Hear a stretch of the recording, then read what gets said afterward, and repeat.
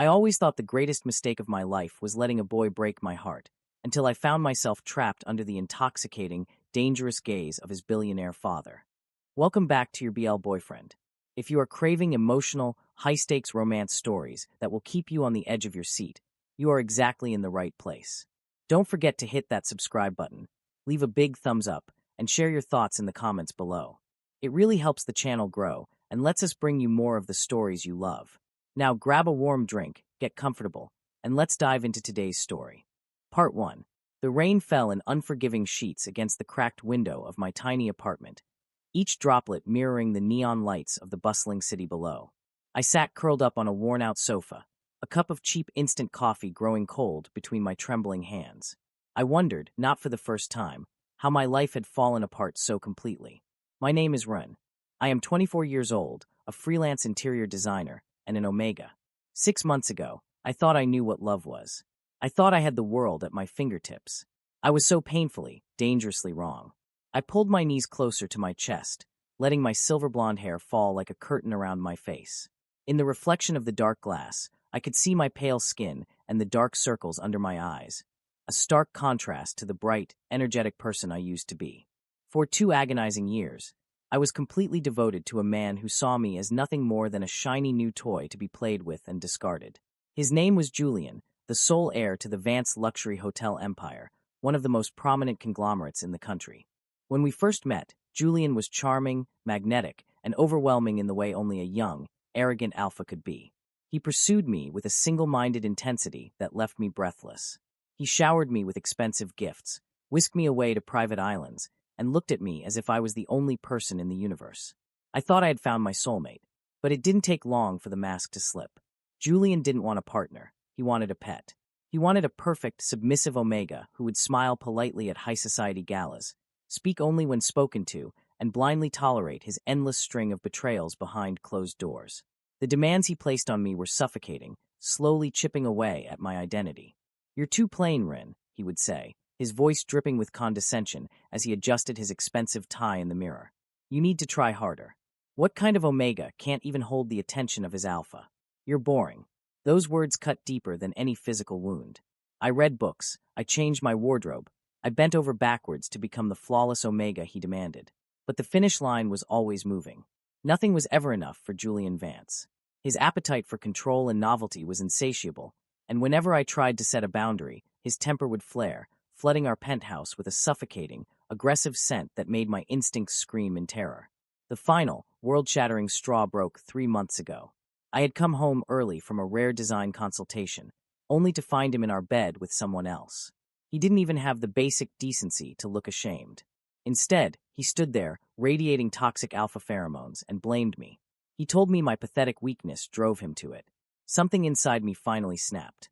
Without shedding a single tear, I packed a single bag, left the diamond rings and the black credit cards on the kitchen counter, and walked out into the freezing night. But Julian was a vindictive alpha. When he realized I wasn't coming back, he made it his mission to ruin me. He used his family's immense influence to blacklist me from every major design firm in the city. Whispers of my instability and lack of talent followed me to every job interview. My savings dwindled to almost nothing, my rent was past due, and the constant crushing stress was making me physically ill. Then, 2 days ago, a mysterious email arrived. It was from a highly exclusive private estate management company, offering a ridiculously large sum for an immediate, confidential interior renovation of a historic manor on the outskirts of the city. There was no client name attached to the contract, only a strict non-disclosure agreement and a set of GPS coordinates. The money being offered just for the initial consultation was enough to pay off my debts and secure my apartment for an entire year. Desperation makes a person remarkably brave. I signed the NDA, borrowed a friend's beat-up car, and drove out to the estate this morning. The drive took me deep into the dense, ancient pine forests surrounding the metropolis. The property was absolutely breathtaking, a sprawling Gothic-style manor that looked like a fortress. As I pulled up to the massive iron gates that automatically swung open, a cold shiver ran down my spine. I parked and walked up the grand stone steps, clutching my leather portfolio to my chest like a protective shield. Before I could even knock, the heavy wooden doors swung open. I was ushered inside by a silent, impeccably dressed butler who offered no smile. He led me through dimly lit, cavernous hallways filled with dust-covered antiques, eventually guiding me into a vast, breathtaking library. The room smelled of old parchment, rich mahogany wood, and something else, a scent so deep, so purely, overwhelmingly alpha, that my knees actually weakened for a terrifying second. It was dark cedar, aged whiskey, and the sharp, crackling ozone of an incoming storm. It was a scent that demanded absolute submission, terrifyingly dominant, yet strangely intoxicating. "He will be with you shortly, sir," the butler murmured before vanishing like a ghost, closing the heavy oak doors with a soft click. I stood completely frozen in the center of the room. I tried to steady my erratic breathing, telling myself that this was just a client. Just a very wealthy, very intimidating client.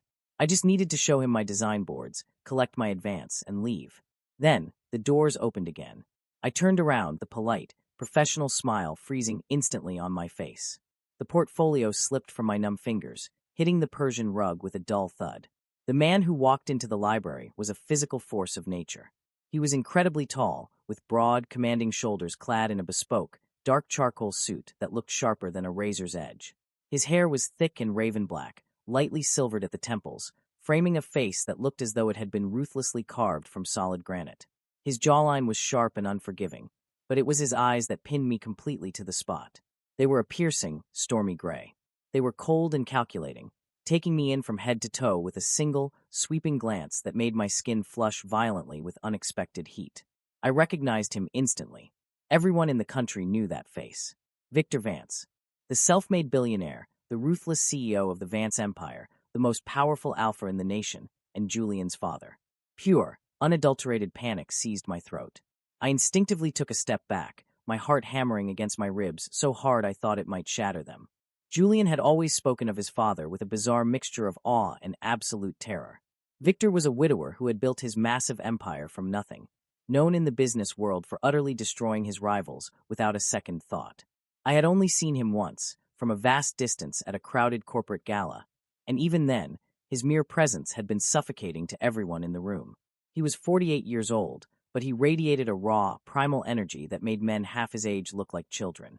Up close, alone in this quiet library, he was paralyzing. "Mr. Run," Victor said. His voice was a low, resonant baritone that vibrated straight through the floorboards, traveled up my legs, and settled deep in my bones. "You are exactly on time. I appreciate punctuality." "And Mr. Vance," I stammered, internally cursing myself for the pathetic tremor in my voice. I didn't know you were the client. If this is some kind of sick joke orchestrated by Julian, I'll be leaving right now." I turned toward the door, my flight response fully activated. I just needed to get back to my car. "Julian has absolutely no idea you are here." Victor's voice cracked through the heavy air, freezing me dead in my tracks.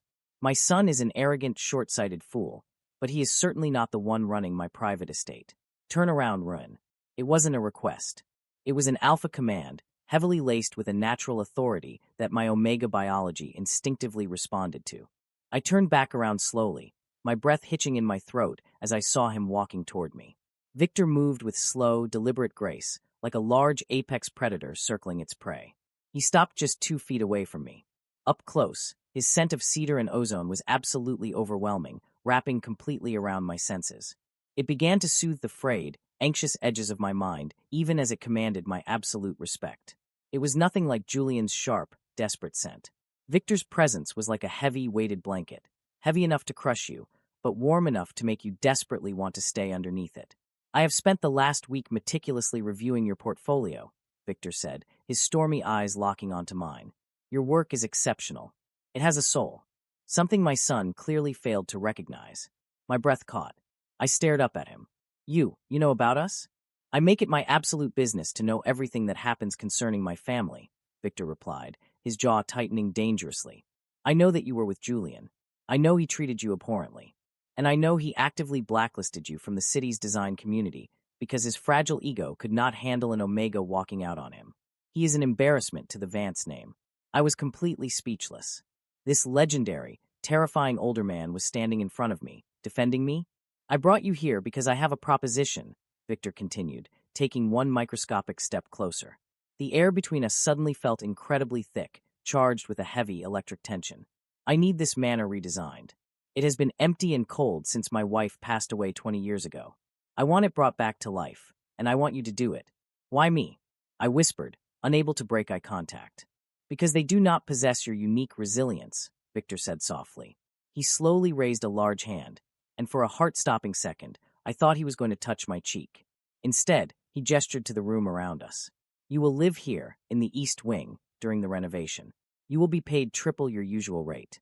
And I will personally ensure that the blacklist my son placed against you is destroyed by tomorrow morning. It was an offer I literally couldn't refuse.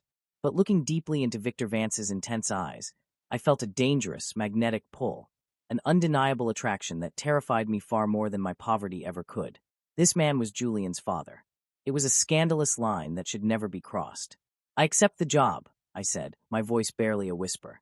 But, strictly professional, Mr. Vance. A slow, remarkably dangerous smirk played at the corner of Victor's lips. Of course, Ren, he murmured, his voice dropping an octave lower, sending a hot shiver straight down my spine. Strictly professional. Let us see exactly how long that lasts. End of Part 1. Part 2.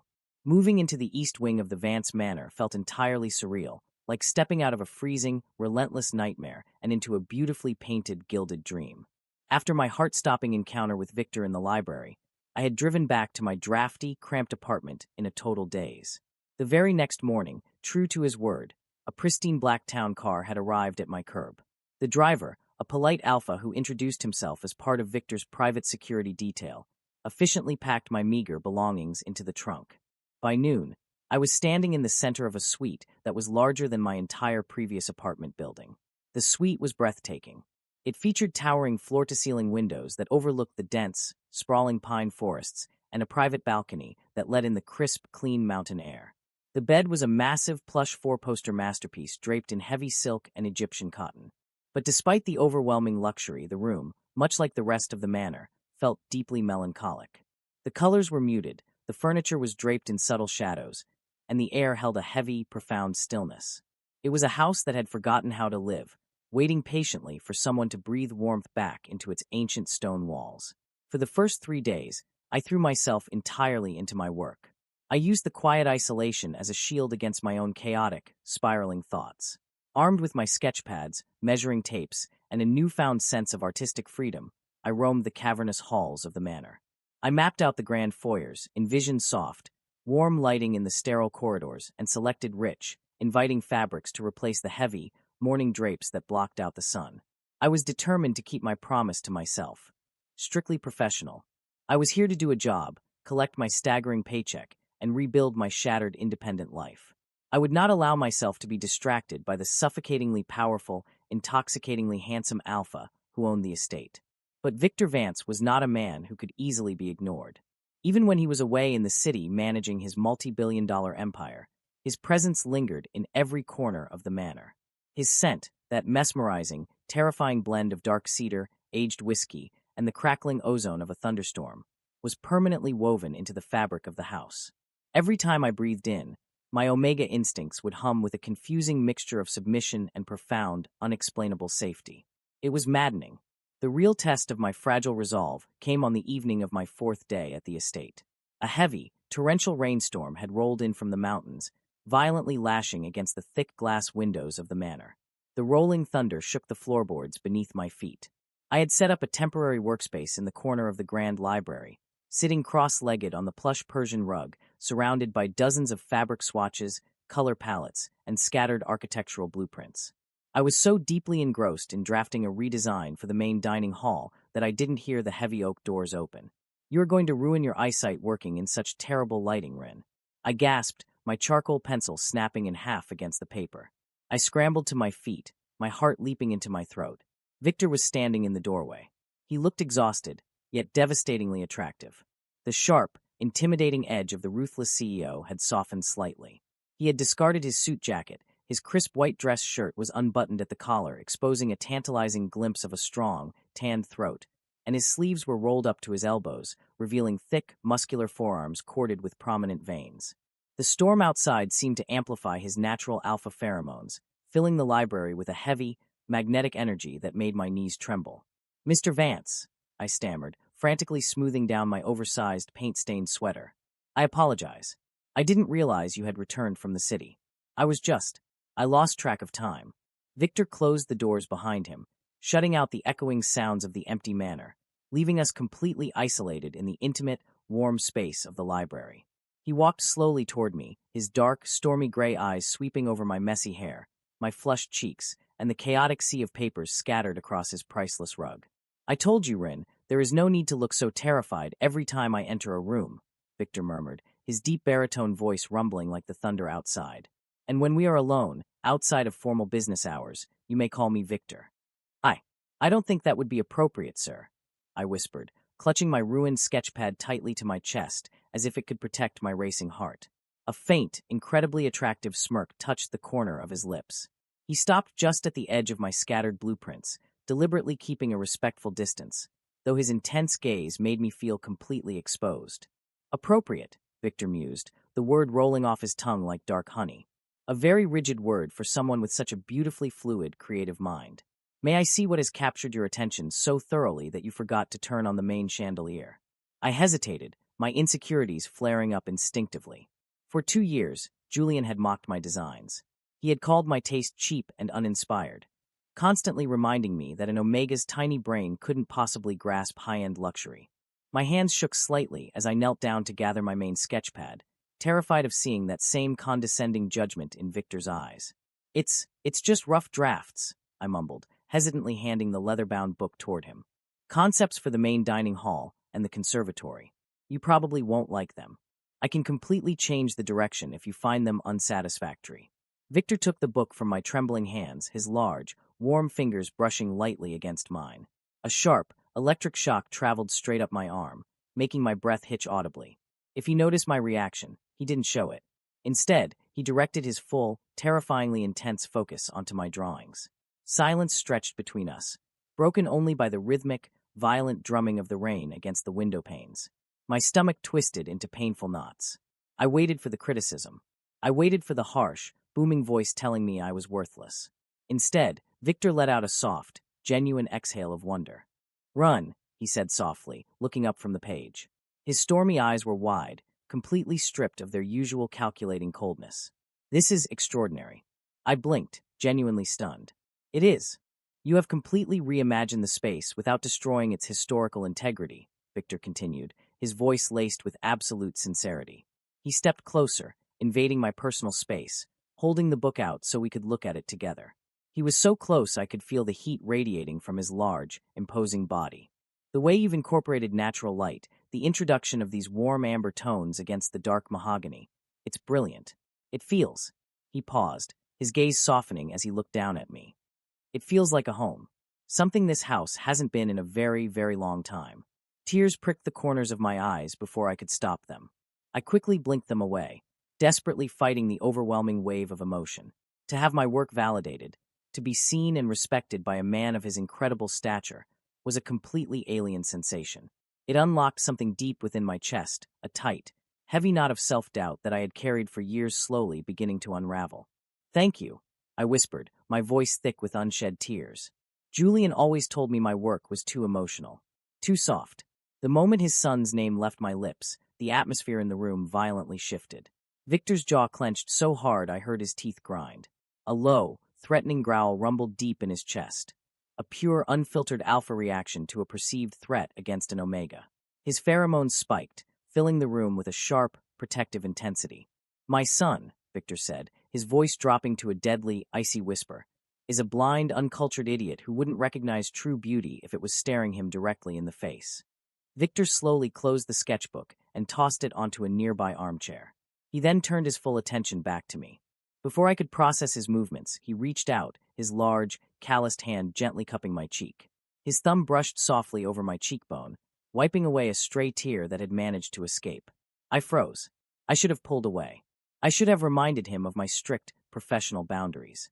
But his touch was so incredibly gentle, so agonizingly tender, that my Omega biology completely short-circuited my brain. My eyes fluttered shut involuntarily, and a soft, embarrassing purr vibrated deep in my throat as I leaned into his massive, warm palm. "You are immensely talented, Ren," Victor murmured, stepping even closer. The distance between us was virtually non-existent now. I had to tilt my head back to look up at his towering figure. "You have a beautiful mind, a pure soul, and a resilience that leaves me utterly captivated." Do not ever let the fragile insecurities of a weak boy convince you that you are anything less than magnificent.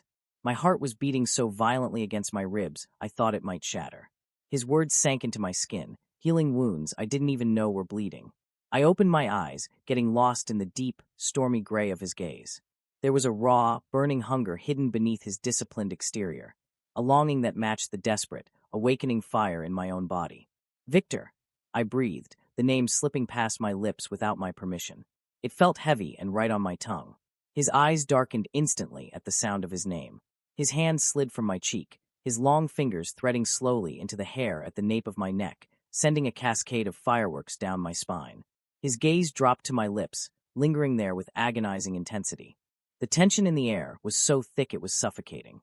The entire world outside the library ceased to exist. There was only the storm, the scent of cedar, and the overwhelming, gravitational pull of this dominant, perfect alpha. He leaned down, his face mere inches from mine. I could feel his warm breath ghosting across my trembling lips. I instinctively parted them, my body practically begging him to close the distance, logic and reason entirely abandoned to the wind. But right before our lips could touch, the heavy chime of the antique grandfather clock in the hallway echoed through the manor, shattering the spell. Victor froze. A microscopic tremor ran through his powerful frame. He squeezed his eyes shut for a brief second, his chest heaving as he violently reined in his primal instincts with an immense display of willpower. He slowly, agonizingly pulled his hand away from my hair and took a deliberate step back, clearing his throat. "It is late," Victor said, his voice noticeably thicker and rougher than usual. He ran a hand through his dark hair, looking everywhere but at my lips. "You should not be working these ridiculous hours, Rin. I did not hire you to work yourself to exhaustion. Harrison has prepared a late dinner in the small dining room. Please, wash your hands and join me." He didn't wait for my answer. He turned and walked out of the library with swift, rigid strides, leaving the heavy doors open behind him. I stood completely alone in the center of the room, my body burning with a confusing mixture of profound disappointment and terrifying adrenaline. I pressed my trembling fingers to my lips, still feeling the ghost of his breath against my skin. I was falling into a highly dangerous trap. I was an employee, an Omega recovering from intense trauma, and he was my abusive ex-boyfriend's untouchable, billionaire father. It was a line that society, logic, and common sense screamed at me never to cross. But as I looked toward the open doorway, smelling the lingering, intoxicating scent of dark cedar and storm clouds, I knew with terrifying certainty that it was already far too late. The boundary was blurring, the walls were crumbling, and I was utterly, hopelessly terrified of how much I wanted Victor Vance to completely destroy them. End of Part 2. Part 3. Walking down the shadowy, cavernous hallways toward the small dining room felt like navigating through a beautiful, waking dream. My heart was still hammering a frantic rhythm against my ribcage, the ghost of Victor's breath still burning against my lips. I had locked myself in the East Wing bathroom for 10 minutes, splashing freezing water onto my flushed face and staring at my wide, trembling eyes in the gilded mirror. The Omega inside of me was purring with a deep, primal satisfaction, begging me to run back to the library and demand the kiss that had been so agonizingly interrupted. But the rational, deeply traumatized part of my brain was screaming at me to pack my bags and flee into the storm before I made a catastrophic mistake. I didn't flee. The gravitational pull of Victor Vance was simply too strong to resist. When I finally stepped into the small dining room, the atmosphere was a stark contrast to the echoing, imposing grandeur of the rest of the manor. A massive stone fireplace crackled warmly in the corner, casting dancing golden shadows across the rich mahogany walls. The heavy oak table was set for two, illuminated by the soft, intimate glow of tall beeswax candles. Victor was already seated at the head of the table. He had put his suit jacket back on, once again embodying the untouchable, formidable billionaire CEO. But as I cautiously stepped into the room, his stormy gray eyes flicked upward, instantly softening. The terrifyingly cold exterior melted away, leaving only the protective, incredibly attentive Alpha, who had almost kissed me in the library. "I apologize for the delay," I murmured, my voice betraying my lingering nervousness as I awkwardly hovered near the empty chair to his right. "There is no need to apologize, Ren," Victor replied, his deep baritone washing over me like a wave of pure comfort. He smoothly stood up, a gesture of respect that Julian had never, not once, offered me, and pulled out the chair for me. "Please sit. You look as though a stiff wind might knock you over. Harrison has prepared a magnificent meal, and I expect you to eat. You are far too thin." I blushed deeply as I sat down, hyper-aware of his massive presence looming right behind me before he returned to his own seat. Harrison, the silent and impeccable butler, materialized from the shadows to serve a breathtaking spread of roasted duck with a cherry reduction, wild mushroom risotto, and a bottle of deep, crimson wine that looked older than I was.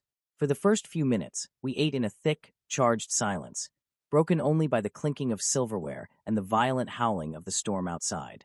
I was so incredibly nervous that I could barely taste the exquisite food, but I forced myself to eat under Victor's watchful, intense gaze. He didn't rush me. He simply sat there, elegantly sipping his wine, giving me the space I needed to steady my fraying nerves. "How long have you been hiding your incredible talent behind commercial design firms?" Victor asked suddenly, breaking the quiet with a question that caught me entirely off guard. I swallowed hard, setting my fork down. I haven't exactly been hiding. It's just that most high-end clients prefer established, older names. And when I was with Julian, he didn't like me working. He said an Omega's place was at his side, looking pretty for the cameras. Whenever I tried to take on independent clients, he would subtly sabotage the deals. A dark, terrifying shadow passed over Victor's face. The heavy scent of cedar and ozone spiked in the room, a clear indication of his alpha anger flaring up at the mention of his son's abuse. The wine glass in his hand creaked dangerously under the sudden, immense pressure of his grip. "Julian is a weak, deeply insecure boy who needs to break others to feel tall," Victor said, his voice dropping into a dangerous, icy growl. He carefully set the glass down before it shattered. He leaned forward, locking his piercing gray eyes onto mine. "You are not an accessory, Ren. You possess a brilliant, creative mind. Your vision for the library and the dining hall, it is exactly what this estate has needed for 2 decades. I want you to know that your work is not just acceptable, it is deeply, profoundly valued here." Tears pricked my eyes again, and I looked down at my lap, utterly overwhelmed. "Thank you, Victor." Using his first name felt forbidden, like tasting a dangerously addictive poison, but it made his eyes darken with a flash of raw, undeniable pleasure. The rest of the dinner passed in a surprisingly warm, easy conversation. Victor asked me about my childhood, my inspirations, and my dreams for the future. In return, he shared small, carefully guarded fragments of his own past. He told me about building the Vance empire from a single, rundown hotel. He spoke briefly of his late wife, Amelia, with a quiet, respectful melancholy, explaining how the manor had lost its soul the day she passed away. He listened to me with such fierce, undivided attention that I felt entirely exposed, yet completely, unconditionally safe. It was the most beautiful, intoxicating evening of my entire life. Over the next 3 weeks, a highly dangerous, unspoken routine developed between us. During the day, I poured my soul into the renovation project. The estate was slowly coming back to life under my direction. Heavy drapes were replaced with airy silks, dark rooms were illuminated with warm, golden light, and the suffocating gloom was slowly being chased away. But it was the evenings that truly tested my sanity. Every night, without fail, I joined Victor for dinner. Afterward, we would retreat to the grand library. We spent hours talking, reading, or simply existing in a comfortable, companionable silence by the crackling fire. He would ask for my opinion on his business acquisitions, valuing my perspective in a way that made my chest swell with pride. Sometimes, I would catch him staring at me over the rim of his whiskey glass, his eyes burning with that same raw, barely restrained hunger I had seen on that rainy night. But he never crossed the line again. He was practicing superhuman restraint, allowing me to heal at my own pace, proving to me every single day that he was fundamentally different from his son. I was falling in love with him.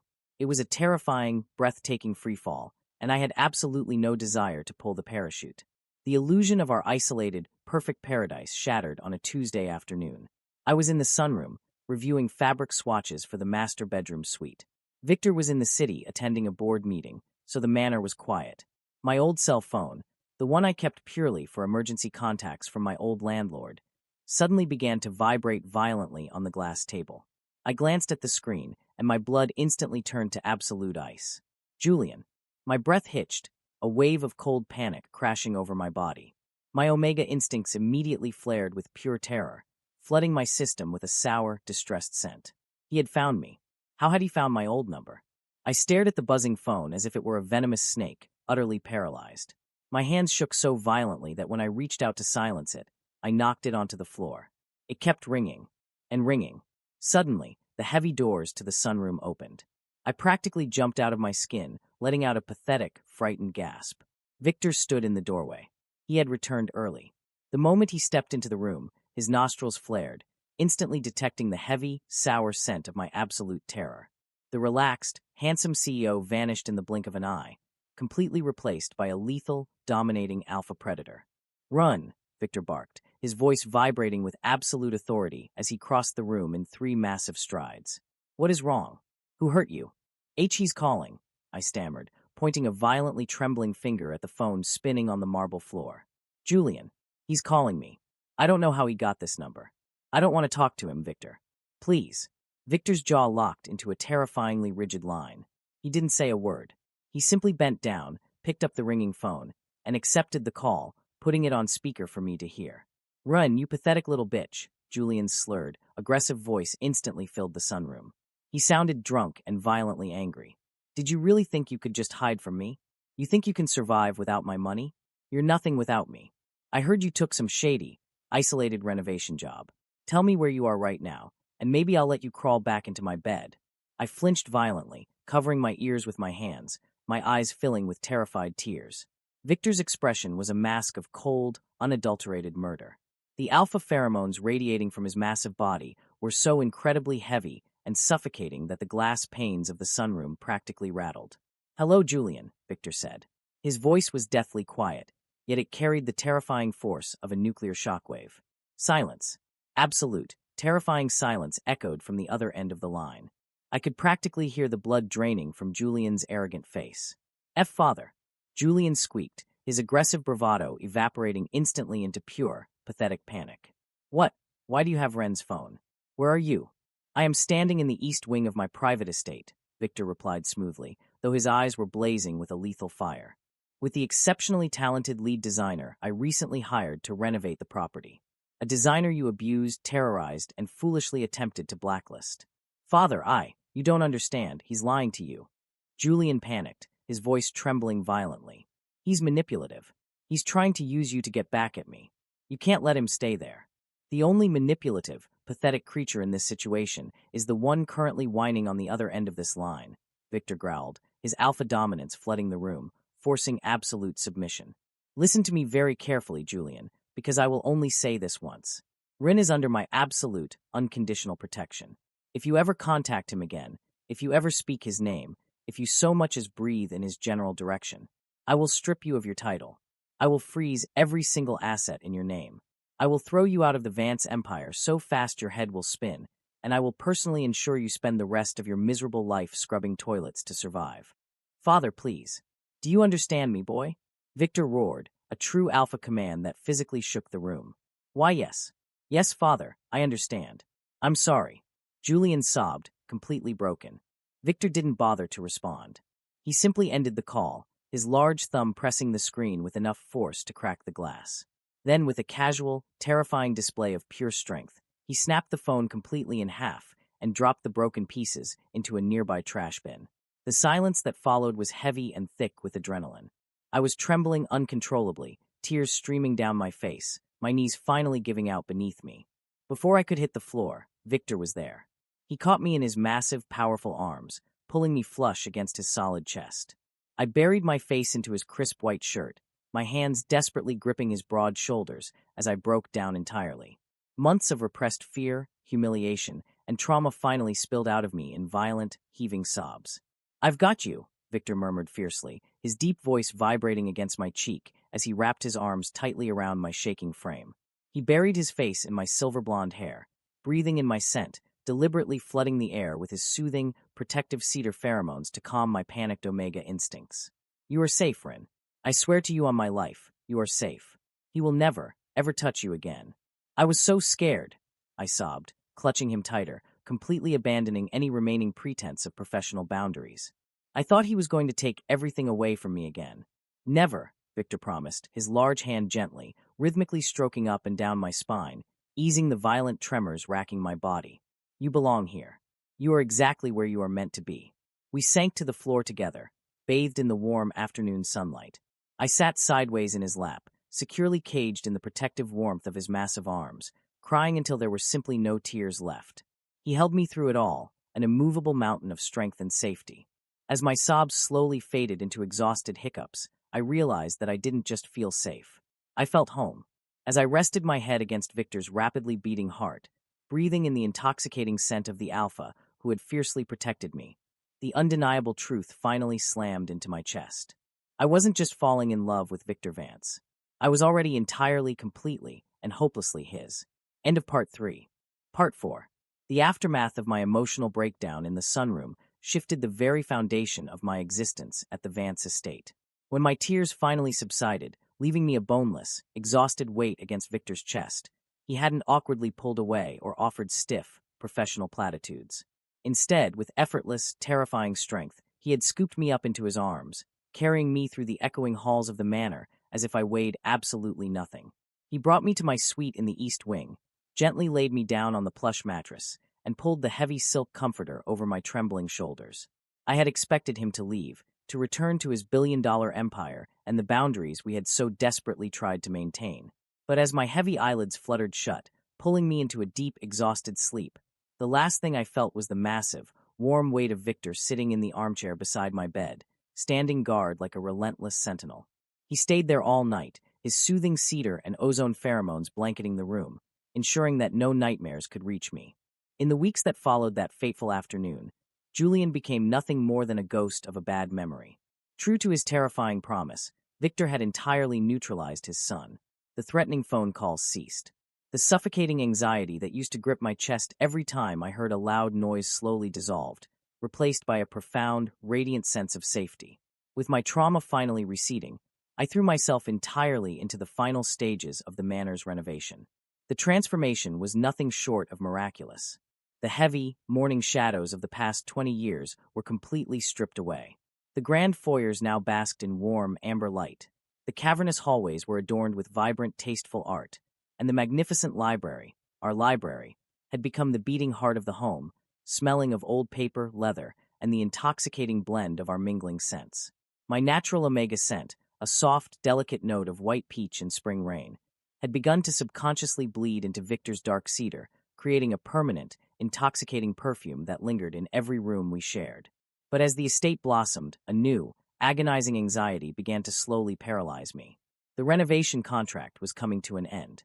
There were only 3 days left before the final walkthrough.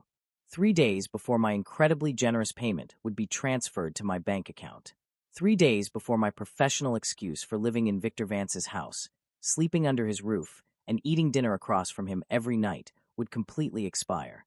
The thought of packing my bags and returning to a lonely, isolated apartment in the city made my chest ache so violently I could barely breathe.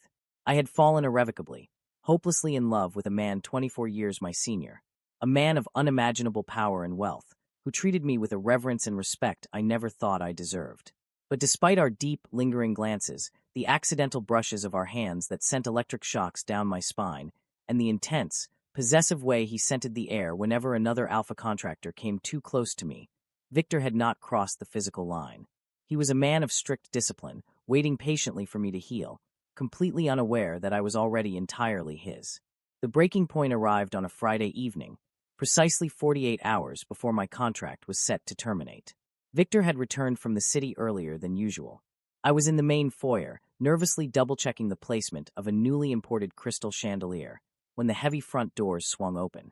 He stepped inside, shrugging off his dark wool overcoat and handing it to Harrison. He looked dangerously handsome, his stormy gray eyes immediately locking onto me from across the vast marble floor. "Run," Victor called out, his deep baritone echoing warmly in the redesigned space. He closed the distance between us, his gaze sweeping over me with that familiar, heavy intensity. "The foyer is spectacular. You have truly outdone yourself." "Thank you, Victor," I murmured, forcing a polite smile, though my heart was breaking. The final fixtures were installed today. Technically, my work here is complete. The words hung in the air between us like a physical blade. Victor's jaw instantly tightened, his eyes darkening. The air around us grew thick and heavy with a sudden spike of his alpha pheromones, agitated and restless. "I see," Victor said quietly, his voice dropping a dangerous octave. He stepped closer, invading my personal space until I had to tilt my head back to look at him. "And what are your plans now, Ren? Will you return to the city?" I swallowed hard, desperately fighting the tears that threatened to ruin my composure. "I suppose so. Thanks to your generous payment, I can afford to lease a beautiful studio space." I can finally launch my own independent firm. It's everything I've ever wanted. Is it? Victor asked softly, his intense gaze piercing straight through my weak facade, searching my very soul. Before I could answer, he smoothly changed the subject, though the heavy tension remained. Tomorrow evening, I am required to attend the annual Vance Foundation Charity Gala in the city center. It is a highly publicized, formal event. Usually, I endure these tedious affairs alone. He paused, raising his large hand. For a breathless second, his knuckles lightly brushed against my cheek, sending a blazing trail of fire across my skin. I do not want to attend alone tomorrow, Ren, Victor murmured, his voice incredibly low and rough. Accompany me. Not as my employee. Not as my designer. Just be by my side. My breath hitched. The Vance Foundation Gala was the social event of the year. The entire city's elite would be there. The press, the billionaires, the old money families. And Julian's father was asking me, his son's ex-boyfriend, to walk through those doors on his arm. It was a massive, highly public statement. It was scandalous. It was incredibly dangerous. I don't have anything suitable to wear to an event like that, I whispered weakly, my heart hammering a frantic rhythm against my ribs. A slow, devastatingly attractive smirk played on Victor's lips. I have already taken the liberty of having something tailored for you. It is waiting in your suite. Say yes, Ren. Yes. The word tumbled out of my mouth before my brain could even process it. The next evening was a whirlwind of nervous anticipation. When I finally unzipped the garment bag Victor had left on my bed, I actually gasped. It was a bespoke, three-piece suit in a breathtaking shade of midnight blue silk. It was tailored to perfection, hugging my waist and accentuating my delicate omega frame in a way that made me feel incredibly powerful and elegant. There was also a small velvet box sitting on the nightstand. Inside was a stunning, subtle silver lapel pin shaped like a crescent moon, glittering with tiny, flawless diamonds. When I finally descended the grand staircase, Victor was waiting in the foyer. He was dressed in a classic, impossibly sharp black tuxedo that made him look like dark royalty. As I walked down the steps, his stormy gray eyes locked onto me, completely freezing in place. The absolute, unfiltered hunger and pure awe radiating from his gaze made my knees weak. You are breathtaking, Victor breathed as I reached the bottom step. He didn't hesitate. He reached out, firmly taking my hand and pulling me flush against his side. He leaned down, pressing his nose against the scent gland on my neck. He inhaled deeply, a soft, vibrating growl rumbling in his chest as he deliberately bathed me in his heavy cedar pheromones. It was an unmistakable, deeply possessive alpha claim. Absolutely magnificent. The ride to the city was a blur of electric tension. When our sleek limousine finally pulled up to the red carpet outside the Grand Hotel, the flashing lights of the paparazzi were blinding. Victor stepped out first, instantly commanding the attention of every single person in the vicinity. His aura was suffocatingly powerful. But instead of walking ahead, he turned, offering me his large, warm hand. The moment I stepped out of the car and the crowd realized who I was, a wave of shocked, frantic whispers erupted like wildfire. Isn't that Julian Vance's ex-boyfriend? Why is he with Victor? Look at how close they are. I stiffened, my omega instincts shrinking under the heavy, judgmental stares of the elite. But Victor immediately wrapped a heavy, possessive arm securely around my waist, pulling me impossibly close. He radiated a terrifying, lethal dominance that silently dared anyone to speak a single word against me. Keep your head high, Ren, Victor murmured directly into my ear, his breath sending a shiver down my spine.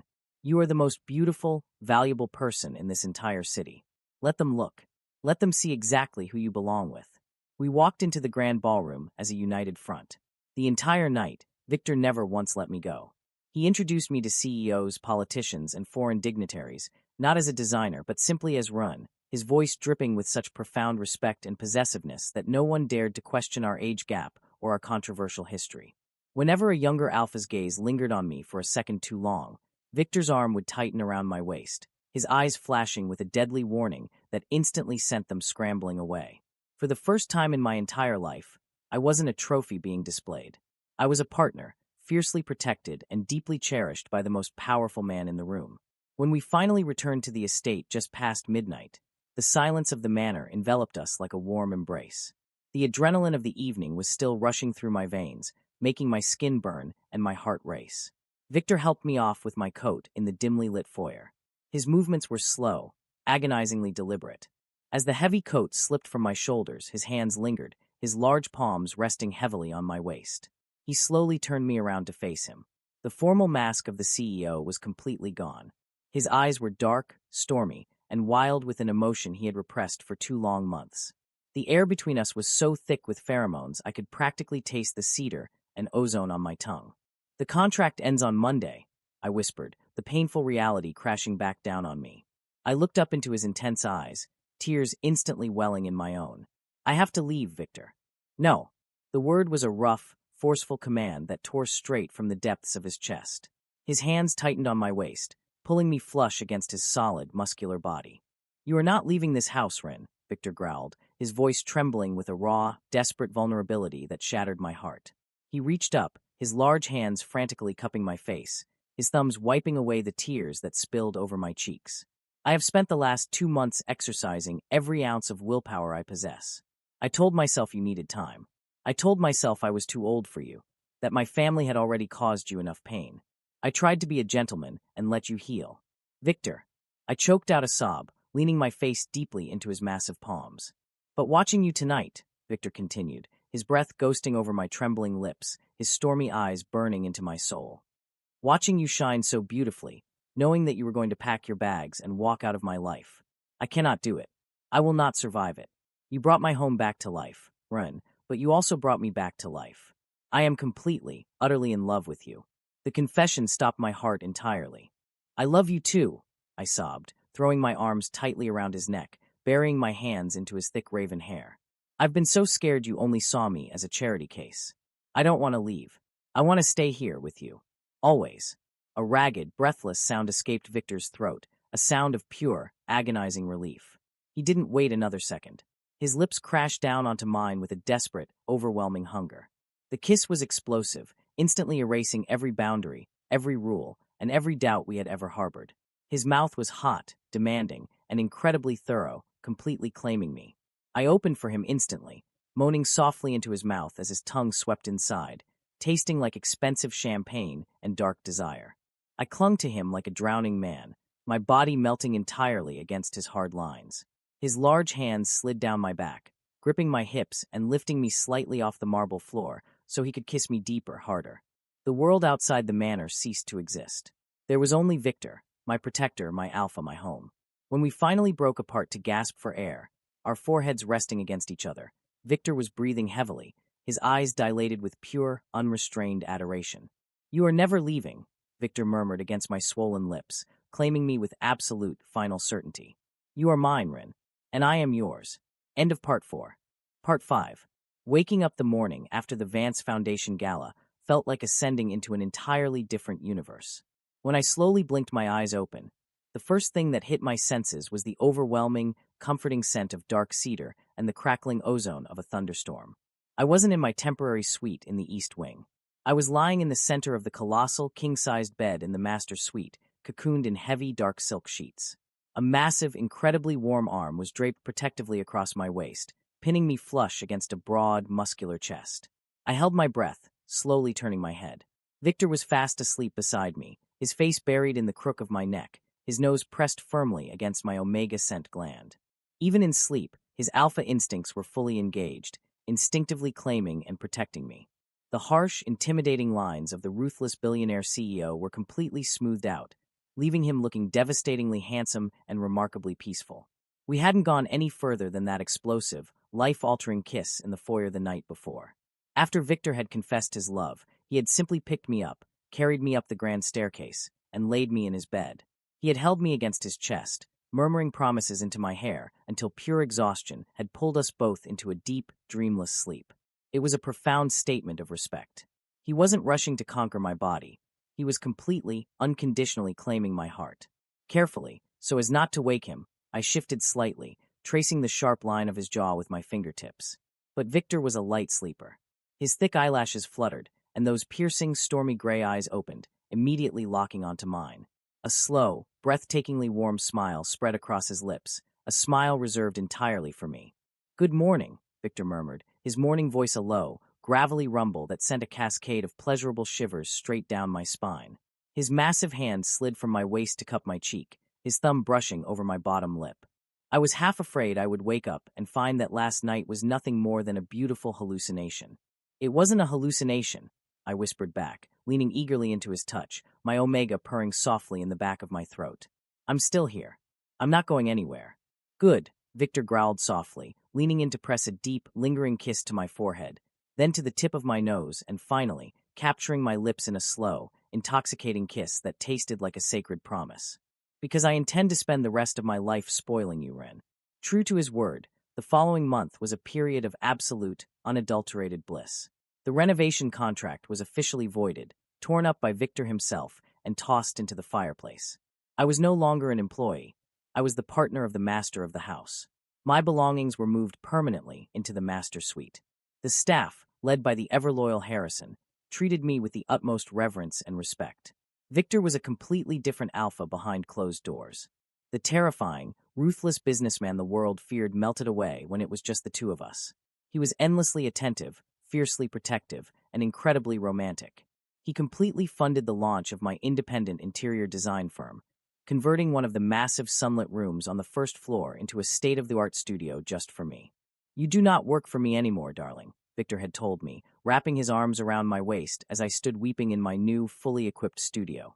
You work for yourself. You are brilliant. I am merely providing the canvas. You will paint the masterpiece. Unlike Julian, who had constantly belittled my ambitions and tried to keep me locked in a gilded cage to soothe his own fragile ego, Victor pushed me to soar. He wanted the world to see my talent. He would sit in my studio for hours while reviewing his corporate contracts, simply to be near me, his heavy, comforting scent anchoring my focus. Our physical relationship progressed with a beautiful, agonizingly slow burn. Victor was meticulously careful with my boundaries, ensuring that I felt entirely safe and in control. Every touch, every kiss, every shared look was laced with absolute devotion.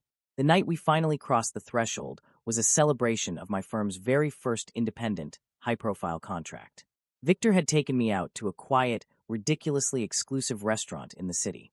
When we returned to the manor, the air between us was crackling with a heavy, magnetic tension that could no longer be ignored. As soon as the heavy bedroom doors closed behind us, the careful restraint Victor had maintained for months finally shattered. There were no words exchanged, only a desperate, mutual hunger that consumed us both. His hands were everywhere, frantic yet incredibly reverent, worshipping my body as if I were made of fragile glass and precious gold. The contrast of his massive, powerful alpha frame against my softer, delicate omega build was intoxicating. When we finally came together, tangled in the silk sheets, it wasn't just a physical release. It was a profound, soul-deep merging. His dark cedar and ozone scent completely wrapped around my soft white peach and spring rain, fusing together into a permanent, undeniable bond. You are my entire world, Ren, Victor had gasped against my lips, his heart pounding violently against my chest as he claimed me entirely. My heart, my soul, everything. I had cried tears of pure, unadulterated joy that night, feeling a level of love and security I never knew existed. I felt invincible. I felt like the painful chapters of my life were finally, definitively closed. But life, as I was about to learn, has a terrifying way of flipping the script when you least expect it. The first subtle warning sign appeared exactly 6 weeks after that perfect, life-altering night. It was a Tuesday morning. I was standing in the master bathroom, brushing my teeth and getting ready to head down to my studio. Victor was already in his suit, adjusting his tie in the mirror behind me. He looked sharp, intimidating, and ready to conquer the corporate world. Suddenly, Harrison knocked on the bedroom door, rolling in a silver cart with our morning breakfast and my usual cup of Earl Grey tea. The moment the scent of the steeped bergamot hit my nose, my stomach violently rebelled. A wave of intense, dizzying nausea crashed over me so fast my vision actually blurred. I dropped my toothbrush into the porcelain sink, slapped a hand over my mouth, and practically dove toward the toilet. I fell to my knees, violently emptying my stomach until my throat burned and my eyes watered. Run! Victor's voice was sharp with instant panic. He was beside me in a fraction of a second, his massive hands gently gathering my hair and holding it back, his other hand rubbing soothing, firm circles on my trembling back. His alpha pheromones spiked with distress, flooding the bathroom with a heavy scent of an incoming storm. Darling, breathe. I have you. Harrison, call the private physician immediately. No, wait, I gasped, weakly waving a hand, leaning heavily against Victor's solid chest as the nausea slowly receded. I was trembling, my skin coated in a cold sweat. I'm okay. Don't call the doctor, Victor. It's probably just a stomach bug. We had that rich seafood pasta last night. It just didn't agree with me. Victor looked entirely unconvinced. His stormy gray eyes were wide with worry, his jaw clenched tight. You are completely pale, Rin. I am canceling my morning meetings. I am not leaving you here while you are ill. Victor, please, I murmured, turning to cup his handsome, tense face. I forced a reassuring smile, though my stomach was still doing uncomfortable backflips. I promise I'm fine. I just need to lie down for a bit. Go to your meetings. You have the merger finalization today. I'll just drink some ginger ale and rest in the studio. It took another 10 minutes of relentless coaxing to finally convince him to leave. Even then, he kissed my forehead 3 times, ordered Harrison to check on me every hour, and promised to be home before dinner. I spent the rest of the day curled up on the sofa in my studio, feeling absolutely drained. I wrote it off as food poisoning, but the nausea didn't go away. Over the next 2 weeks, the symptoms became impossible to ignore. My morning sickness became a daily, terrifying ritual. My sense of smell, usually sensitive as an omega, became downright agonizing. The smell of Victor's rich, expensive cologne, which usually made my knees weak with desire, suddenly made me dizzy. The aroma of roasted coffee from the kitchen made me gag. Worse than the sickness was the profound, bone-deep exhaustion. I found myself falling asleep at my drafting table at 2 in the afternoon, completely unable to keep my eyes open. My breasts felt incredibly tender, and my emotions were completely unhinged. I found myself sobbing uncontrollably over a slightly sad television commercial, only to start laughing hysterically a moment later. Victor, ever the observant and hyperprotective alpha, was growing increasingly frantic. He noticed my changing scent. He commented that I smelled sweeter, richer, like a sun-ripened peach, but he chalked it up to my hormones settling into our new bond. He kept demanding I see a doctor, and I kept inventing excuses, paralyzed by a creeping, terrifying suspicion that I was desperately trying to deny. I knew about omega biology. I had taken health classes. I knew exactly what these symptoms pointed to, but it was impossible. It couldn't be. Victor and I had been careful, hadn't we? My mind raced back to that first passionate night and the many nights that followed. We had been swept up in a tidal wave of emotion, raw hunger, and desperate claiming. Had we missed a step? Had nature simply found a way to override our precautions? The agonizing uncertainty finally broke me. On a rainy Thursday afternoon, while Victor was trapped in a marathon board meeting, I put on a heavy coat, pulled a baseball cap low over my face, and had the estate driver take me to a discreet pharmacy 2 towns over. I bought 3 different brands of pregnancy tests, paying in cash with trembling hands, feeling like a criminal hiding a massive, terrible secret. When I returned to the empty, quiet manor, I locked myself in the grand marble bathroom of the master suite. My hands shook so violently I could barely open the boxes. I followed the instructions meticulously, lining the 3 plastic sticks up on the marble vanity. The box said to wait 3 minutes. Those 3 minutes were the longest, most agonizing torture of my entire 24 years of existence. I paced the massive bathroom, chewing my thumbnail until it bled. My mind was a chaotic, terrifying whirlwind of disastrous scenarios.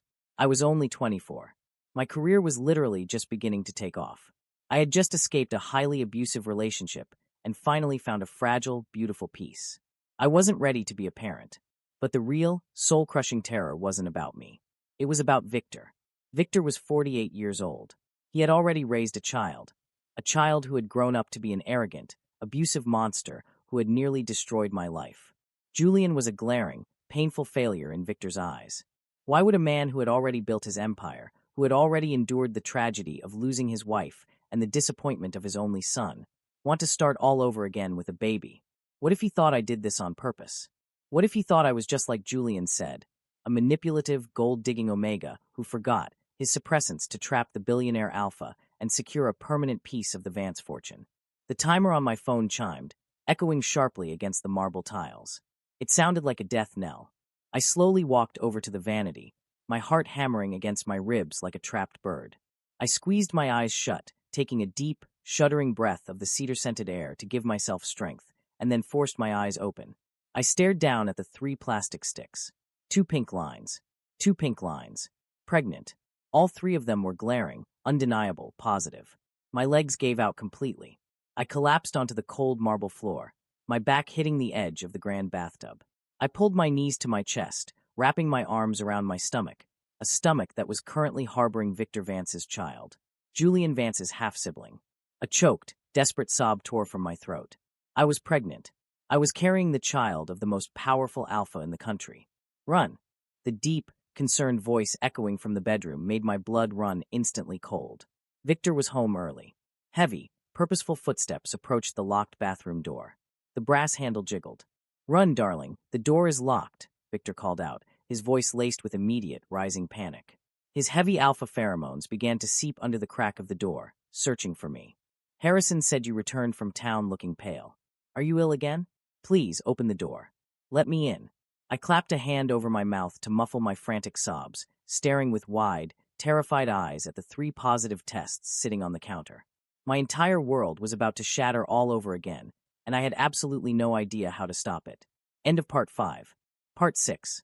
The heavy brass handle of the bathroom door rattled violently again, the sound echoing like a gunshot in the pristine marble-tiled space. "Run!" Victor's voice was no longer just concerned. It was laced with a dark, primal panic that vibrated through the very floorboards.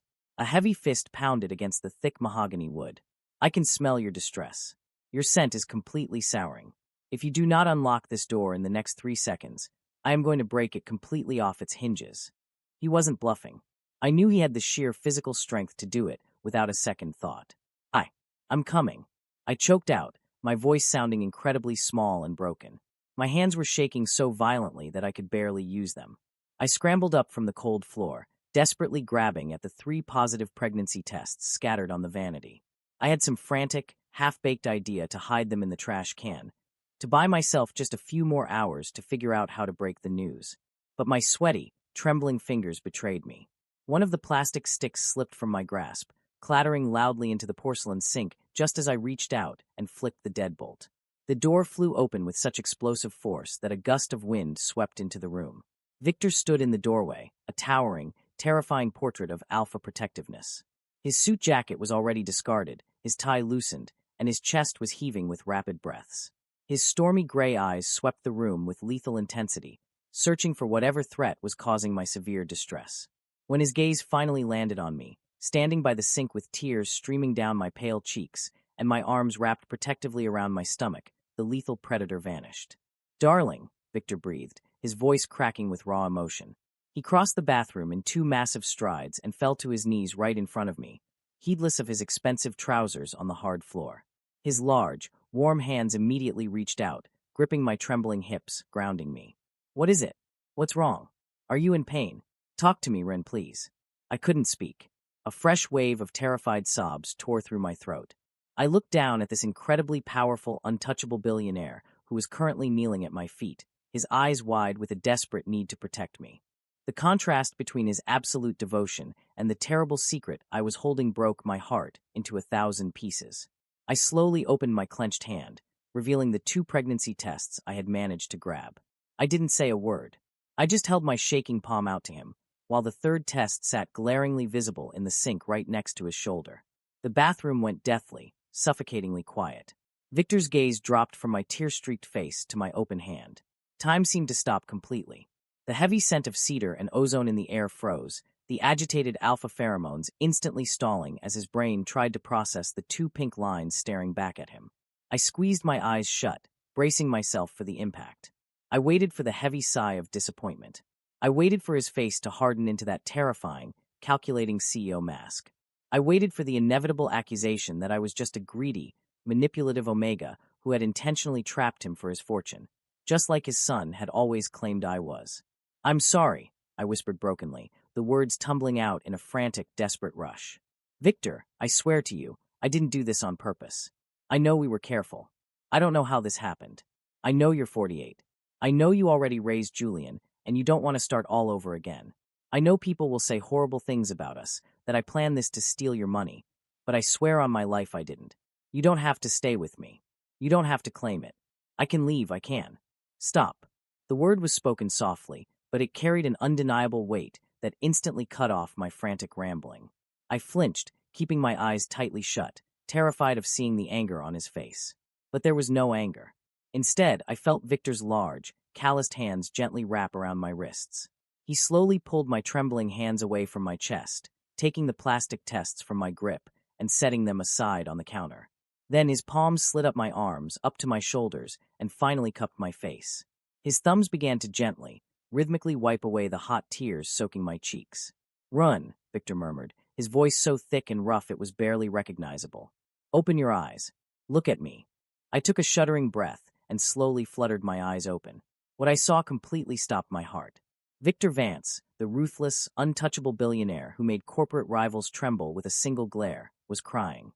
Silent, beautiful tears were tracking down his sharp cheekbones, pooling in the corners of his stormy gray eyes, which were entirely blown wide with absolute, unadulterated awe.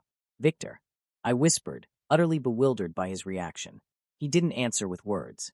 He shifted his grip, sliding his massive hands down my sides until they came to rest gently, reverently, over my flat stomach.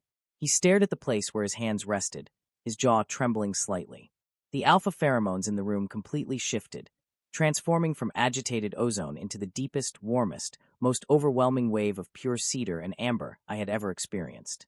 It was the scent of absolute, unconditional love. "A baby," Victor breathed, the words escaping his lips like a sacred prayer. He looked up at me, his eyes shining with a brilliance that rivaled the stars. "You are carrying my child. You're not angry?" I asked, my voice wavering, still unable to fully comprehend his reaction. "You don't think I trapped you?" A flash of fierce, protective fire ignited in his eyes, chasing away the tears. "Never say that again, Ren. Never. The very idea that I would ever associate you with such vile, manipulative behavior is an insult to the beautiful, pure soul I know you possess. You are my partner. You are the love of my life." He stood up smoothly, his towering frame completely engulfing my smaller one as he pulled me into a crushing, desperate embrace. I buried my face in his neck, my hands clutching handfuls of his dress shirt as the heavy, crushing weight of my anxiety finally evaporated. I was so terrified.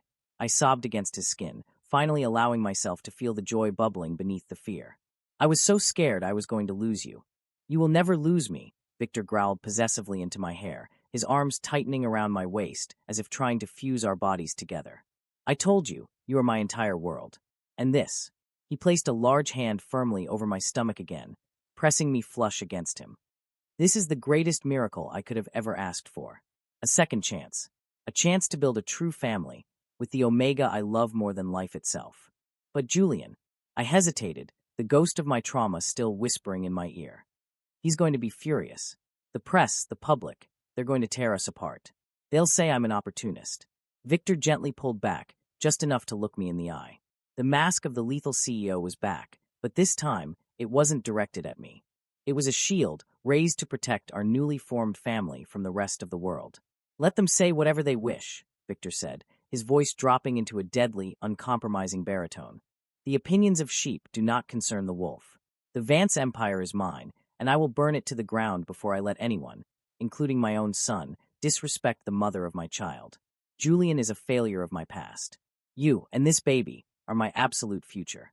I will protect you with every breath in my body, Ren. Do you trust me?"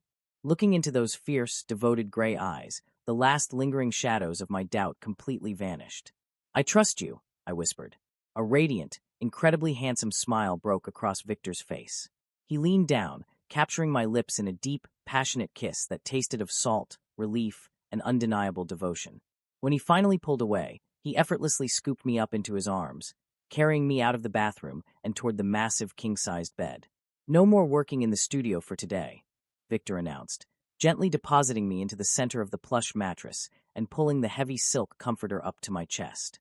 "You are exhausted, and you have been carrying this immense burden entirely alone for weeks. From this moment on, you are going to rest. I am going to pamper you so thoroughly you will not have to lift a single finger." "Victor, I'm pregnant, not broken," I protested weakly, though a soft giggle escaped my lips as he began to frantically fluff the pillows around my head. "I still have client commissions to finish." "The clients will wait," Victor stated firmly, stripping off his tie and kicking off his expensive shoes before climbing into the bed beside me. He pulled me securely against his side, his large hand immediately returning to rest possessively over my stomach. "You are creating a Vance heir. That requires your utmost dedication and plenty of sleep." I rested my head against his chest, listening to the strong, steady rhythm of his heartbeat. The absolute certainty in his voice, the protective weight of his hand, and the soothing blanket of his cedar pheromones washed over me, lulling my exhausted body into a state of profound peace. Over the next few weeks, Victor's protective instincts skyrocketed to astronomical levels. He hired a private, world-renowned obstetrician to come directly to the manor, refusing to let me step foot into a public clinic where the paparazzi might catch a glimpse of us. He completely overhauled the manor's kitchen, firing the old chefs and bringing in a specialized nutritionist who curated my meals based entirely on what my morning sickness would tolerate. My studio was moved from the first floor to a massive, sunlit room directly adjoining the master suite, so I wouldn't have to walk up and down the grand staircase too often. It was bordering on ridiculous, but it was also incredibly endearing. For the first time in my life, I was being cherished. I was the center of an alpha's entire universe, not because of what I could do for his image, but simply because of who I was. At our 8-week ultrasound, the reality of our situation truly set in. The private doctor set up the portable machine in our bedroom. Victor sat in a chair pulled tight against the mattress, holding my hand in a vice-like grip. When the cold gel was applied and the wand slid over my slightly rounded lower belly, a sudden, rapid thump-thump-thump filled the quiet room. It sounded like a galloping horse. It was the strongest, most beautiful sound I had ever heard. Tears instantly blurred my vision. I looked over at Victor. The billionaire CEO, the most feared man in the corporate world, was staring at the black and white monitor with his jaw completely slacked. A single tear escaped his eye, trailing down his cheek as he brought my knuckles to his lips, kissing them fervently. A strong heartbeat, the doctor smiled warmly, pointing to a tiny, flickering mass on the screen. The pup is perfectly healthy and growing exactly on schedule. Congratulations, Mr. Vance, Mr. Wren. Our pup, Victor whispered reverently, his eyes never leaving the screen. He squeezed my hand, leaning over to kiss my forehead. Thank you, Wren. Thank you for this. It was the happiest moment of my life. But the protective bubble Victor had built around the estate could only hold out for so long. I was beginning to show. My waistline was thickening, my regular clothes no longer fit, and the undeniable glow of an expecting Omega was becoming obvious to anyone who looked closely. The Vance Foundation was preparing for its massive annual shareholder gala, an event Victor, as the CEO, absolutely had to host. And as his recognized partner, I was expected to be right by his side. We were going to have to step out into the blinding spotlight. We were going to have to announce the pregnancy to the world. And more terrifyingly, we were going to have to face Julian. The night before the gala, I stood in front of the full-length mirror in our bedroom, nervously smoothing my hands over the custom-tailored, midnight blue maternity suit Victor had ordered for me. The fabric draped beautifully, but it did nothing to hide the unmistakable, rounded swell of my 4-month pregnancy. Victor stepped up behind me, wrapping his massive arms around my waist and resting his hands over mine on my stomach. He pressed a kiss to the juncture of my neck, his scent calming my racing heart. "Are you ready for tomorrow, my love?" he murmured, his eyes meeting mine in the mirror's reflection. "I'm terrified," I admitted honestly, leaning back into his solid strength. "The media is going to have a field day. Julian is going to lose his mind when he sees me." Victor's eyes darkened dangerously in the mirror, his alpha dominance surging to the surface. "Let them try. Tomorrow night, the entire world will learn that you are carrying the true heir to the Vance Empire. And if my son steps out of line, I will finally, permanently sever him from this family. You have nothing to fear, Wren. I am the king of this city, and you are my queen. We will face them together." I took a deep breath, looking at our reflection. The young, broken boy who had walked out into the rain months ago was completely gone. In his place stood a strong, loved, expecting Omega, fiercely protected by the most powerful alpha in the room. The storm was coming, but for the first time in my life, I wasn't afraid of the rain. End of Part 6. Part 7. The limousine ride to the Grand Hotel in the city center felt like a slow, agonizing march toward a battlefield. Outside the tinted windows, the city was a blur of neon lights and pouring rain. But inside the spacious cabin of the vehicle, the air was thick with the heavy, comforting scent of dark cedar and ozone. I sat rigidly against the plush leather seats, my hands resting instinctively over the undeniable, rounded swell of my 4-month pregnancy hidden beneath the midnight blue silk of my tailored suit. My heart was hammering a frantic, terrifying rhythm against my ribs. Victor sat beside me, radiating an aura of absolute untouchable power. He was dressed in a bespoke black tuxedo that fit his massive, muscular frame with lethal perfection. Sensing my spiraling anxiety, he reached across the seat, enveloping my trembling, smaller hands in his large, warm palms. He lifted them to his lips, pressing a firm, reassuring kiss to my knuckles. "Breathe, my love," Victor murmured, his deep baritone cutting through the silence of the cabin like a warm knife. "You are trembling. I'm trying, I whispered, offering a fragile smile. But there are going to be hundreds of cameras out there. The moment I step out of this car, the whole world is going to know. They're going to dissect every piece of our lives. Let them, Victor said, his stormy gray eyes darkening with a fierce, protective fire. Let them look at the masterpiece you are. Let them see that the Vance Empire has a true future. And remember, Run, you are not stepping out there alone. You are stepping out there as my chosen partner. No one in that ballroom will dare breathe a word against you while I am breathing. The limousine slowly coasted to a halt. The deafening roar of the crowd and the frantic shouts of the paparazzi penetrated the thick glass. The heavy door was pulled open by a member of Victor's private security detail, and a blinding barrage of camera flashes instantly lit up the rainy night. Victor stepped out first. The moment his polished leather shoes hit the red carpet, the chaotic shouting died down for a fraction of a second, suffocated by the sheer, imposing dominance of his alpha presence. He turned, ignoring the frantic clicks of the cameras, and offered me his hand. I took a deep, shuddering breath, anchoring myself to the scent of his cedar pheromones, and placed my hand in his. As I stepped out of the vehicle and into the glaring spotlight, a collective, audible gasp rippled through the sea of reporters and photographers. For the first 5 seconds, they were simply shocked to see me, Julian Vance's notorious, discarded ex-boyfriend, standing by the side of the legendary Victor Vance. But then, the flashes illuminated the unmistakable, rounded curve of my stomach pushing against the silk of my suit. The silence completely shattered. Pandemonium erupted. Mr. Vance, is he pregnant? Run. Are you carrying Victor Vance's child? What does Julian have to say about this? Mr. Vance, look this way. Are you naming him as your official heir? The shouted questions crashed against us like a tidal wave.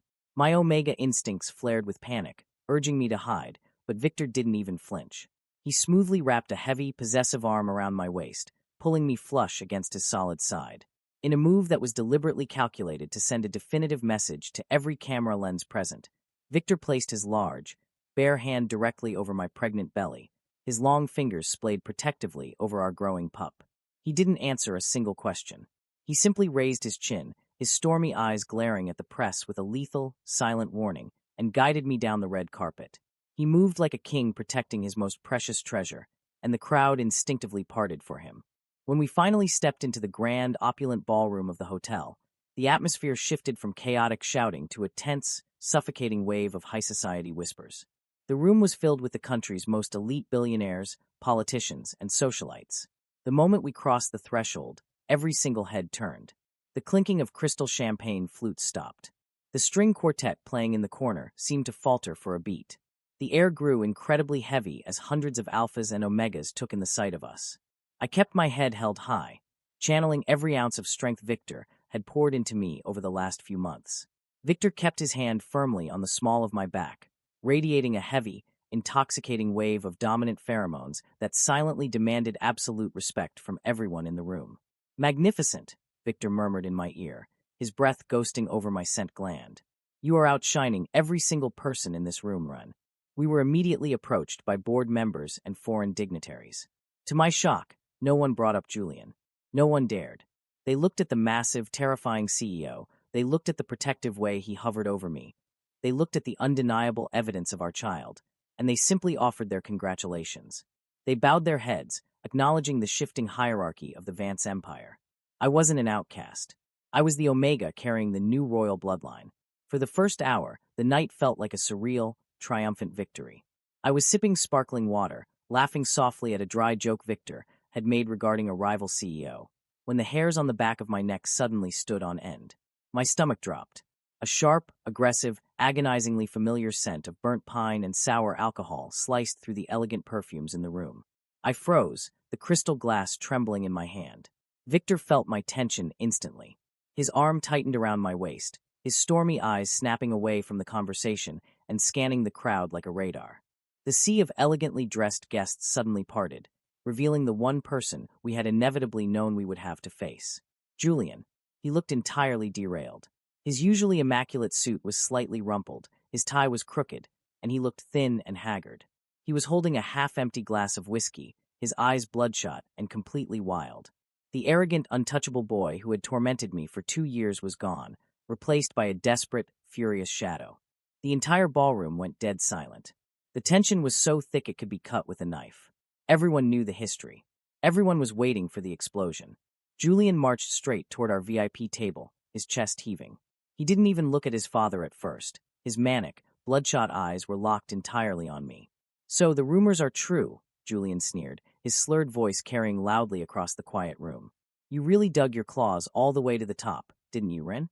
Couldn't be satisfied with the son, so you spread your legs for the father." I flinched, the ugly words hitting me like physical blows, but before I could even process the humiliation, Victor moved. He didn't shout. He didn't raise a hand. He simply took a single step forward, placing his massive body entirely between Julian and me. The raw, unfiltered alpha dominance that exploded from Victor was so violently intense that several Omegas nearby actually gasped and stepped back. The scent of ozone crackled in the air, heavy and lethal, simulating the terrifying pressure of an incoming hurricane. "You will silence your tongue this instant, boy," Victor commanded. His voice was deathly quiet, barely above a whisper, yet it echoed with a terrifying authority that rattled the crystal chandeliers. "Or I will cut it out of your mouth myself." Julian stumbled back a step, physically hit by the sheer force of his father's pheromones. But the alcohol and the humiliation made him reckless. He laughed, a harsh, broken, ugly sound. "Why are you defending him, father?" Julian shouted, his face contorting with rage. "He's trash. He's a weak, pathetic excuse for an Omega. He's just using you for your money. Look at him." Julian practically lunged to the side, trying to get a clear view of me behind Victor's broad shoulders. And in that moment his wild, angry eyes finally dropped. They locked onto the rounded, undeniable swell of my 4-month pregnancy wrapped in midnight blue silk. Julian froze completely. His jaw literally dropped open. The glass of whiskey slipped from his numb fingers, shattering against the polished marble floor with a loud, ringing crash. "No," Julian whispered, the color draining from his face so fast he looked like a corpse. His eyes darted from my stomach to my face, and then slowly up to his father's terrifying, stoic expression. "No, that's impossible." "It is not only possible, it is reality," Victor stated, his voice completely devoid of any paternal warmth. It was the voice of an executioner. "Rin is carrying my child. He is carrying the true heir to the Vance Empire. A child who will be raised with the respect, honor, and strength that you completely failed to grasp. He's carrying you're having a baby with my ex-boyfriend?" Julian shrieked, his voice cracking into a hysterical, devastated pitch. He lunged forward, his hands grasping frantically at his own hair. "This is sick. This is a joke. You're ruining my life. That's supposed to be my empire. I'm your heir. You are nothing." Victor's voice cracked like a whip, bringing Julian to his knees. "You forfeited your right to my empire the day you decided to abuse the Omega who was entrusted to your care. You are weak, Julian. You are cruel. And you are a disgrace to the Vance name." Victor slowly raised his hand, signaling the massive security detail that had materialized from the shadows of the ballroom. "I am officially cutting you off," Victor declared publicly, ensuring every single CEO, board member, and reporter in the room heard the final judgment. "Your trust funds are frozen. Your positions in my companies are terminated. You will be escorted from this premises, and if you ever come within 50 miles of my partner or my unborn child again, I will have you buried so deep no one will ever find you." "Father, no. Please." Julian sobbed, thrashing violently as 2 massive security guards grabbed him by the arms, lifting him completely off his feet. The arrogant alpha was reduced to a weeping, pathetic mess. "You can't do this. Ren, tell him. Ren, please." I looked at Julian as he was dragged backward toward the grand exit. For 2 years, that man had been the source of all my nightmares. He had made me feel worthless, ugly, and entirely alone. But looking at him now, I didn't feel fear. I didn't even feel anger. I just felt a profound, overwhelming pity. "Goodbye, Julian," I said softly, my voice carrying clearly through the silent room. The doors slammed shut behind him, cutting off his frantic screaming. The ballroom remained absolutely paralyzed in shock. Victor slowly turned around to face me. The terrifying, lethal executioner instantly vanished. His stormy gray eyes softened into pools of melted silver, his chest heaving slightly as he reached out, gently cupping my face in his large, warm hands. "Are you all right, my love?" Victor murmured, completely ignoring the hundreds of people staring at us in absolute awe. He pressed a soft, lingering kiss to my forehead. "Did he upset you? Did he distress the baby?" "I'm okay," I whispered, a genuine, radiant smile finally breaking across my face. I placed my hands over his, leaning into his warmth. "I've never been better. You protected us. Always," Victor promised, resting his forehead against mine. For the rest of my life. He finally turned back to the room, keeping me securely tucked against his side. The lethal alpha dominance was replaced by a calm, regal authority. He raised a fresh glass of champagne that a trembling waiter had hurried over to offer. Ladies and gentlemen, Victor's voice boomed across the ballroom, commanding the attention of the elite. I apologize for the brief interruption, but please raise your glasses. Tonight, we do not just celebrate the financial success of the Vance Foundation. Tonight, I ask you to celebrate the future. To my brilliant, beautiful partner, Run, and to our growing family. The room hesitated for a fraction of a second, still reeling from the explosive drama, before a thunderous wave of applause erupted. Glasses were raised, cheers echoed against the vaulted ceilings, and the cameras flashed, no longer capturing a scandal, but documenting a triumphant love story. I leaned my head against Victor's strong shoulder, my hand resting protectively over our pup. The storm had finally passed. Julian was gone. The shadows of the past were completely banished, and as I looked up into the adoring, devoted eyes of the billionaire Alpha, who held my entire heart, I knew that our beautiful, unshakable future had officially begun. End of Part 7. Part 8.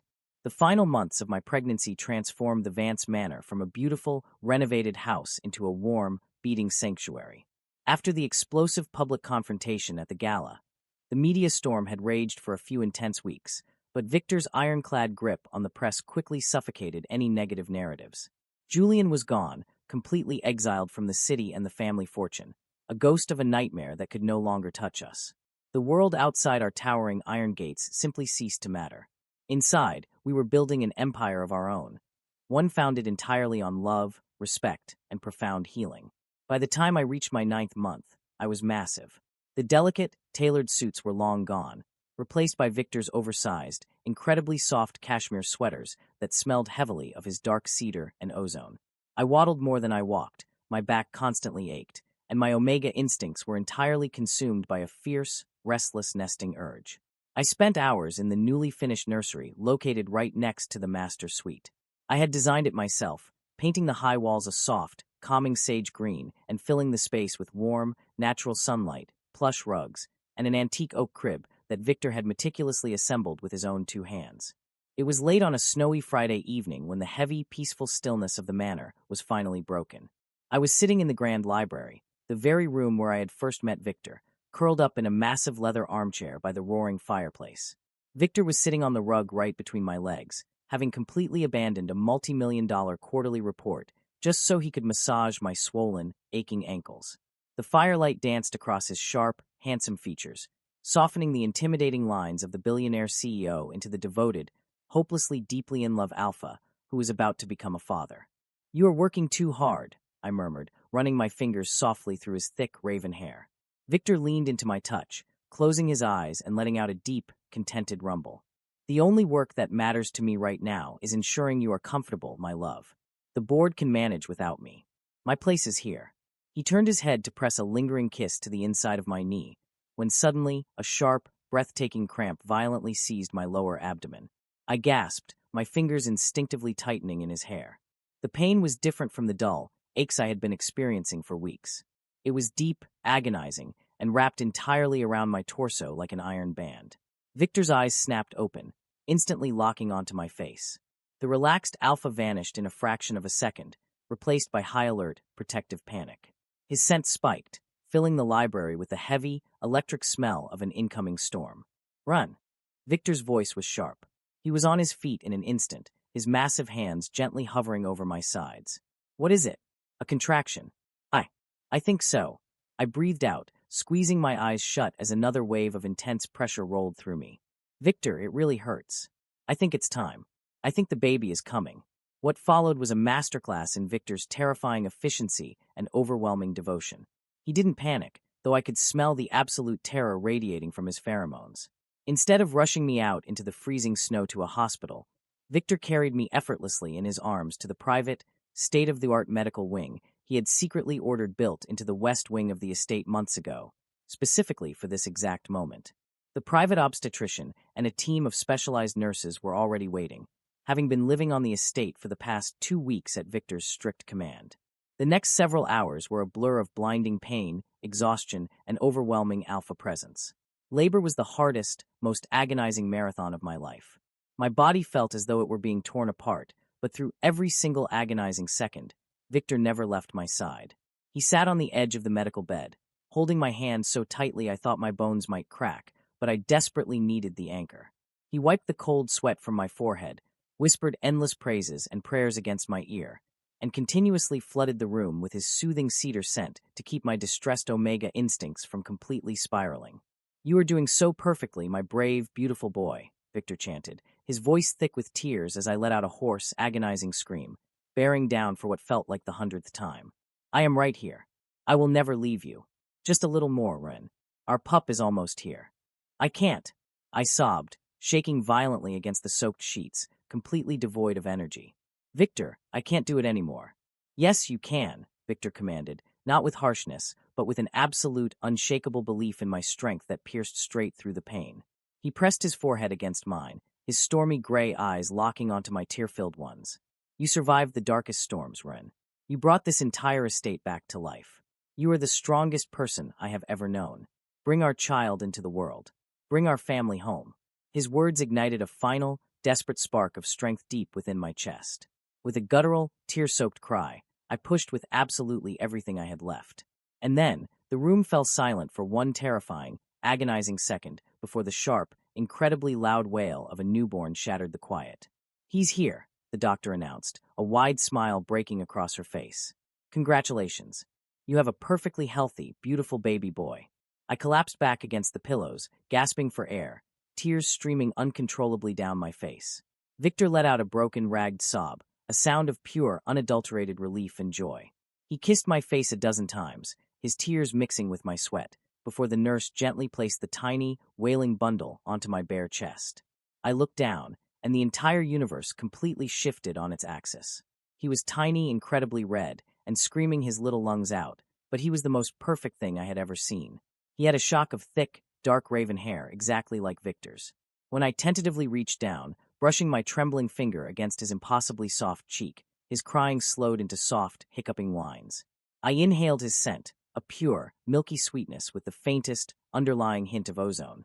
"Elias," Victor whispered, his massive, trembling hand coming down to gently cover the baby's tiny back, while his other hand remained securely wrapped around mine. He stared at our son with a level of reverence and awe that stole the breath straight from my lungs. "Elias Vance. He's beautiful." I wept, looking up at the billionaire alpha who had saved my life in more ways than one. "We did it, Victor. We really did it." "You did it, my perfect omega," Victor murmured, leaning down to kiss my lips with overwhelming, profound devotion. "You gave me the world." 3 years later. Papa, look. I painted a dinosaur." I looked up from the drafting table in my sunlit studio, wiping a smudge of charcoal from my cheek, and smiled brightly. 3-year-old Elias came tearing into the room, his little legs moving as fast as they could carry him. He was wearing miniature denim overalls, his dark, raven hair sticking up in messy, adorable tufts. His hands and cheeks were completely covered in bright, washable green paint, and he was proudly holding up a piece of construction paper that looked absolutely nothing like a dinosaur. "It's a masterpiece, Eli." I laughed, kneeling down on the hardwood floor to catch him as he crashed into my chest, not caring in the slightest about the green paint getting on my designer shirt. I pressed a loud, exaggerated kiss to his cheek, making him erupt into a fit of high-pitched giggles. "Careful, little monster, you are ruining your papa's clothes." A deep, warm baritone echoed from the doorway. I looked up to see Victor leaning casually against the doorframe. He was dressed in a sharp, tailored suit, having just returned from the city, but the intimidating CEO aura was entirely absent. His stormy gray eyes were completely soft, crinkling at the corners with genuine, radiant happiness as he looked at us. He had completely transformed as a father. With Julian, Victor had been absent, constantly prioritizing the building of his empire over the raising of his son. But with Elias, Victor was present for every single milestone. He rarely worked past 5 o'clock. He attended every toddler art class, read bedtime stories every single night, and looked at our son as if he had hung the moon and the stars. "Daddy!" Elias shrieked, abandoning me entirely to run toward Victor. Victor caught him effortlessly, scooping the paint-covered toddler high into the air, eliciting another round of delighted giggles. He held Elias securely in one massive arm, completely ignoring the green handprints currently staining his $1,000 suit jacket, and walked over to me. He reached out his free hand, gently hauling me up from the floor and pulling me flush against his side. He leaned down, pressing a deep, familiar kiss to my lips that still, even after all these years, sent a wave of electric heat straight down my spine. "How was your day, my love?" Victor murmured, his dark cedar and ozone scent wrapping around me, mingling perfectly with my white peach and the sweet, milky scent of our pup. "Perfect," I replied honestly, resting my head against his broad shoulder as we both looked at Elias, who was currently trying to put a green fingerprint on Victor's nose. My independent interior design firm was thriving. My designs were featured in international magazines, but none of it held a candle to the life I had inside these walls. Later that evening, after we had wrestled Elias into the bathtub and finally gotten him to sleep in the nursery, Victor and I stepped out onto the grand balcony of the master suite. The night air was crisp and cool, the sky above the pine forests painted with a million glittering stars. Victor wrapped his heavy, warm coat around my shoulders from behind, pulling my back flush against his solid chest.